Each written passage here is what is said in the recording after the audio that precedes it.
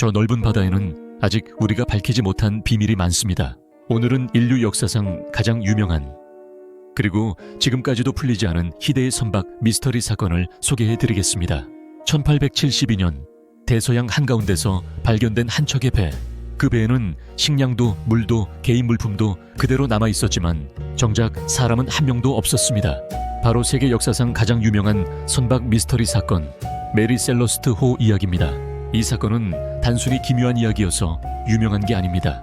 놀랍게도 사건에 관한 기록이 너무도 정확하게 남아있기 때문에 그 누구도 억측을 더하거나 빼지 않고도 그 자체만으로 충격과 공포를 주는 사건이 되었던 것이죠. 메리 셀러스트 호의 원래 이름은 아마존 호였습니다. 1861년 캐나다 노바 스펜서 섬에서 조슈아 데위즈라는 사람에 의해 건조된 무역용 범선. 하지만 첫 출항부터 이 배의 운명은 어딘가 뒤틀려 있었습니다. 첫 항해를 시작하자마자 바로 앞에 어선과 충돌해 배가 파손됐고 수리 중 정체불명의 화재까지 발생합니다. 아직 본격적인 항해도 시작하기 전에 사람들은 이 배가 뭔가 불운하다고 수군거렸습니다. 불길한 징조는 멈추지 않았습니다. 다시 출항을 했지만 불과 이틀도 안 돼 선장이 심장마비로 세상을 떠납니다. 선원들은 장례를 치르기로 하고 관을 줄에 묶어 바다에 내리는데 그 순간 항해사가 밧줄에 얽혀 함께 바다로 빨려 들어가고 맙니다. 선장과 항해사가 연이어 죽자 선원들 사이에 내분이 일어났고 배는 겨우 항구로 돌아올 수밖에 없었습니다. 세 번째 선장이 맡았을 때는 다른 배와 충돌해 상대 배를 침몰시켰고 네 번째 선장 때는 케이프 브레턴 섬 근처 암초에 걸려 좌초되는 사고까지. 이쯤 되자 사람들은 말하기 시작했습니다. 이 배는 저주받았다. 그리고 선원들조차 이 배의 타기를 꺼리게 되었습니다. 결국 아마존호는 여러 차례 주인이 바뀐 끝에 윈체스터라는 사람에게 넘어갑니다. 그는 저주를 의식했는지 배의 이름을 바꿨습니다. 새로운 이름 메리 셀러스트 호. 배 밑바닥을 강화하고 구리판을 덧대고 선실도 늘려 튼튼하게 개조했죠. 그리고 경험 많고 유명한 선장 벤자민 브리그즈를 임명했습니다. 1872년 11월 7일 브리그즈 선장의 지휘 아래 메리 셀러스트 호는 뉴욕을 떠났습니다. 화물은 알코올 원액이었고 목적지는 제노바였습니다. 그러나 그 배는 목적지에 도착하지 않았습니다. 한 달 후 12월 5일 포르투갈 인근 아조레스 제도 앞바다 영국 상선 디그라티아호가 항해 중이었습니다. 그때 수상쩍은 범선 한 척이 시야에 들어옵니다. 배는 뱃머리 삼각도축과 앞돛대의 일부만 펼쳐진 채 바람에 밀려가고 있었습니다. 가까이 다가가 신호를 보내보았지만 대답은 없었습니다. 그 배는 바로 메리 셀러스트 호였습니다. 디그라티아호의 선장 데이비드 모하우스는 깜짝 놀랐습니다. 브리그즈 선장을 개인적으로 알고 있었기 때문이죠. 며칠 전까지만 해도 뉴욕에서 함께 식사를 나눈 사이였습니다. 그런데 지금 눈앞의 배는 목적지와 전혀 상관없는 곳에서 표류하고 있었습니다. 1등 항해사 올리버 데보와 선원들이 배에 올라탔습니다. 그들이 본 광경은 충격적이었습니다. 배 안에는 여전히 6개월치 물과 식량이 남아있었고 선원들의 개인 짐도 그대로 있었습니다. 폭력의 흔적도 싸움의 흔적도 없었습니다. 그러나 선원들은 아주 깔끔하게 정리된 배를 그대로 두고 사라져 있었습니다. 스토브는 제자리에서 떨어져 있었고 주방 도구가 흩어져 있었습니다. 배 안에는 물이 조금 차 있었지만 항해 자체는 여전히 가능했습니다.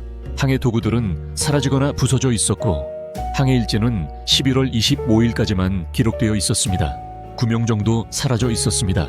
시계, 나침반, 육분의 같은 항해 도구들은 모두 부서지거나 사라진 상태였습니다. 화물로 싣고 있던 알코올은 그대로였으나 나중에 제노바에서 하역할 때 확인해보니 구통이 비어 있었습니다.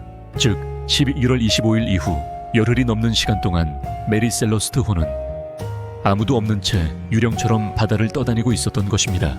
이 배에는 브리그즈 선장과 아내, 2살배기 딸인 소피아 마틸다 그리고 7명의 선원이 타고 있었습니다.